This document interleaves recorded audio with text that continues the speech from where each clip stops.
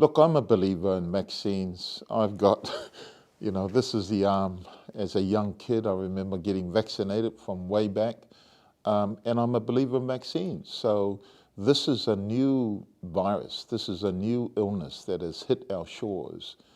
And for me, it's important to protect our communities from getting ill, from ending up in hospital, from being quarantined and separated away from families and friends. And I just didn't want to see our people die.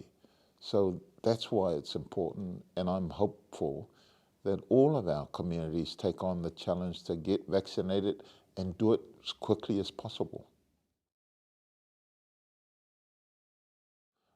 I'm wanting to set a good example for the rest of New Zealand, even within my own family, that vaccination is the way to protect ourselves against this virus.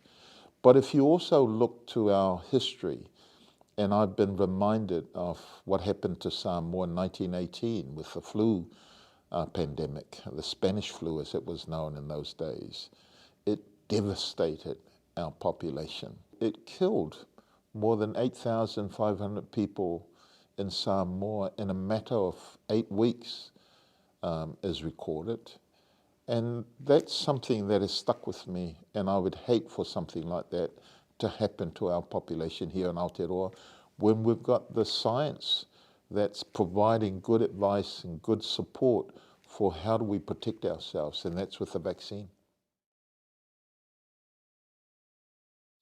Coming together as a family, being with our father, seeing our brothers and sisters and all our nieces and nephews, those family gatherings, I'm looking forward to being able to do that in Christmas. But we can only do that provided that we get everybody vaccinated. Zoom is fantastic, but we need that human contact.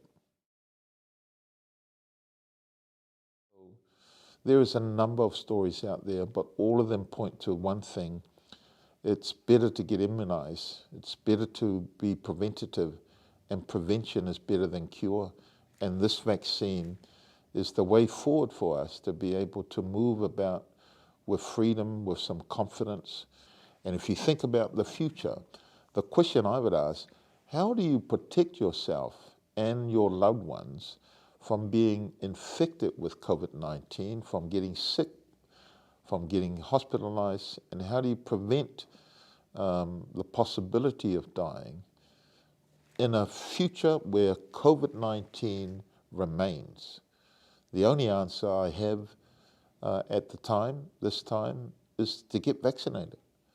So I'm sorry, I sound like a broken record, but that's my answer. Get vaccinated, get vaccinated, get vaccinated, get vaccinated.